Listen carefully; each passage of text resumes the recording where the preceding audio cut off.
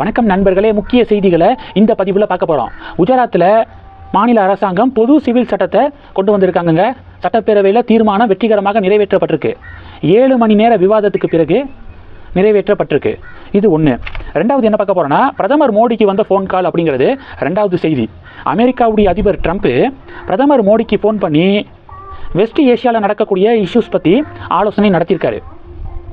Middle ஈஸ்டில் நடக்கக்கூடிய பிரச்சனை இருக்குது பார்த்தீங்களா, ஹார்மோஸ் ஸ்ட்ரைட்டை க்ளோஸ் பண்ணதுனால உலக அளவில் எரிபொருள்களுக்கான சப்ளை செயின் எந்த அளவுக்கு பாதிக்கப்பட்டிருக்கு, அதை எப்படி சரி பண்ணணும் அப்படின்னு சொல்லிட்டு பிரதமர் மோடி கூட ஆலோசனை நடத்தியிருக்காரு. அந்த செய்தி வெளிவந்திருக்கு. பிரதமரோட ஆலோசனை நடத்திய பிறகு பிரைம் மினிஸ்டர் திட்டவட்டமாக சொல்லிட்டாரு, ஹார்மோஸ் ஸ்ட்ரைட்டு இப்போ வரைக்கும் க்ளோஸில் இருக்குது. ஈரானோட சண்டையை தொடர்ந்துக்கிட்டே இருக்கிறதுனால தான் இப்போ வரைக்கும் ஹார்மோஸ் ஸ்ட்ரைட்டு க்ளோஸில் இருக்குது. பல உலக நாடுகள் அதனால் சஃபர் ஆகிக்கு இருக்காங்க. சட்டுப்புட்டுன்னு பிரச்சனையை முடிக்க பாருங்க அப்படின்னு சொல்லிட்டு ஹார்மோஸ் ஸ்ட்ரைட்டு ஓப்பனில் இருக்கிறதுக்கான முக்கியத்துவத்தை ட்ரம்ப்புக்கு பாடம் புகட்டியிருக்காரு மோடி.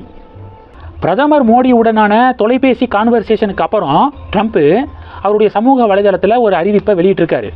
ஈரான் உடனான போரில் அமெரிக்கா ஜெயிச்சிருச்சு, அணு ஆயுதத்தை உருவாக்க மாட்டோம் அப்படின்னு ஈரான் ஒப்புக்கொண்டதாகவும், ஹார்மோஸ் ஸ்ட்ரைட் விவகாரத்தில் அமெரிக்காவிற்கு மிகப்பெரிய வெகுமதி ஒன்றையும் ஈரான் வழங்கியுள்ளது அப்படின்னு சொல்லிட்டு ட்ரம்ப் அறிவிச்சிருக்காரு.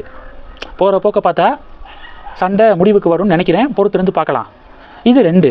மூணாவது என்ன பார்க்க போகிறோம், அண்ணாமலை சட்டமன்ற தேர்தலில் போட்டியா இல்லையா, சஸ்பென்ஸு நீடிச்சுக்கு இருக்குது. அண்ணாமலை சொல்கிறத வச்சு பார்க்கும்போது போட்டியிடாத மாதிரி தான் தெரியுது. மீடியாக்களும் காலையிலிருந்து அதை பற்றிய தலைப்பு செய்திகளை வெளியிட ஆரம்பிச்சிருக்காங்க.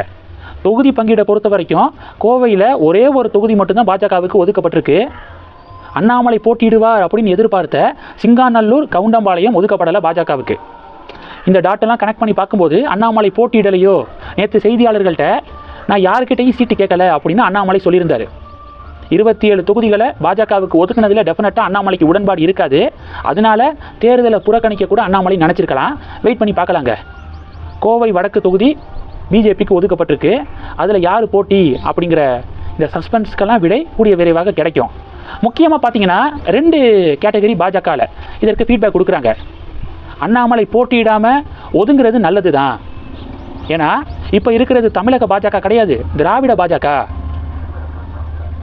தங்களுடைய சுயநலத்துக்காக அதிமுகவோட கூட்டணி வைக்கணும் அப்படின்னு சொல்லிட்டு பாஜக மேலிடத்தை மண்டையை கழுவி அதிமுகவுடனான கூட்டணியை ஒத்துக்க வச்சாங்க ஒரு குரூப்பு.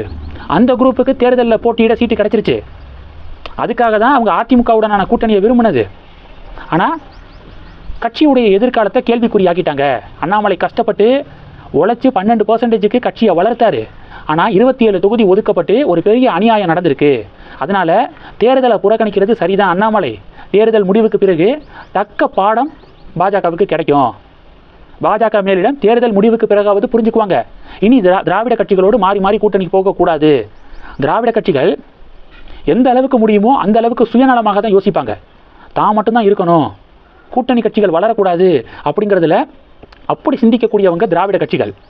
இந்த விஷயத்தில் திமுகவும் அதிமுகவும் ஒன்றுக்கு ஒன்று சளைச்சது கிடையாது. அதனால தேர்தலை புறக்கணிக்கிறது சரிதான். இதில் இன்னொரு விஷயம் என்னென்னா, ஒருவேளை அண்ணாமலை தேர்தலில் போட்டிட்டு ஜெயிச்சார்னா அதிமுகனால தான் அண்ணாமலை ஜெயிச்சாரு அப்படின்னு சொல்லிட்டு ஒரு உருட்டுவாங்க. அதனால் அண்ணாமலை தேர்தலை புறக்கணிக்கிறது சரியான முடிவு தான். தேர்தல் முடிவுக்கு பிறகு இந்த திராவிட ஜனதா கும்பலை அடித்து விரட்டி விட்டுட்டு அண்ணாமலைக்கு மறுபடியும் மாநில தலைவர் பதவியை பாஜக மேலிடம் கொடுத்து அவருக்கு ஃப்ரீ ஹேண்டு கொடுத்தா டெஃபினட்டாக திமுக அதிமுகவுக்கு மாற்றாக பாஜக தமிழகத்தில் வளரும். டெஃபினட்டாக பாஜகவுடைய ஆட்சி தமிழகத்தில் அமையும் அப்படின்னு ஃபஸ்ட்டு கேட்டகரி சொல்கிறாங்க. ரெண்டாவது கேட்டகரி என்ன சொல்கிறாங்கன்னா, அண்ணாமலை கண்டிப்பாக ஏதாவது ஒரு தொகுதியில் போட்டிட்டு அவர் சட்டமன்ற உறுப்பினர் ஆகணும். எந்த பதவியிலையும் இல்லாமலேயே கட்சியை மிகப்பெரிய அளவில் வளர்த்தார். சட்டமன்ற உறுப்பினராக அவர் மாநில தலைவராக சார்ஜ் எடுத்துக்கிட்டா அதை விட 2-3 மடங்கு அதிகமாக கட்சியுடைய வளர்ச்சி இருக்கும் அப்படின்னு இன்னொரு கேட்டகரி சொல்கிறாங்க. உங்களுடைய பார்வைகளை கமெண்ட் பண்ணுங்கள். இது 3. நாலாவது என்ன பார்க்க போகிறோன்னா, கோர்ட்டு இன்றைக்கி திமுக கவர்மெண்ட்டை பார்த்து கேள்வி கேட்டிருக்காங்க. என்னென்னா, நகராட்சி நிர்வாகம் மற்றும் குடிநீர் வழங்கல் துறையில் கேஎன் நேரு ஊழல் பண்ணிட்டாரு அப்படின்னு இடி டிஜிபிக்கெல்லாம் கடிதம் எழுதினாங்களே. ஆனால் டிஜிபி எந்த ஒரு ஆக்ஷனும் எடுக்கலை. இது சம்பந்தமாக நீதிமன்றத்தில் கேஸெல்லாம் போடப்பட்டு நீதிமன்றம் தமிழக லஞ்ச ஒழிப்புத்துறைக்கு ஒரு உத்தரவு போட்டிருந்தாங்க. கேஎன் நேருவுக்கு எதிராக வழக்கு பதிவு செய்து விசாரணையை தொடங்குங்க அப்படின்னு சொல்லிட்டு லஞ்ச ஒழிப்புத்துறைக்கு நீதிமன்றம் உத்தரவு போட்டிருந்தாங்க. நீதிமன்றத்துடைய உத்தரவுக்கு பிறகும் தமிழக லஞ்ச ஒழிப்புத்துறை KN நேருவுக்கு எதிராக வழக்கு பதிவு இப்போ வரைக்கும் செய்யலை. நீதிமன்றத்துடைய உத்தரவுக்கு பிறகும் ஏன் FIR போடலை அப்படின்னு இன்னைக்கு கோர்ட்டு கேள்வி கேட்டிருக்காங்க. இந்த செய்திகள் எல்லாத்தையும் பற்றி உங்களுடைய பார்வைகளை மறக்காமல் கமெண்ட் பண்ணுங்கள். தொடர்ந்து கணக்கில் இருங்க. அடுத்தடுத்து நிறையா பதிவுகளை பார்க்க போகிறோம். நன்றி. ஜெய் ஹிந்த்.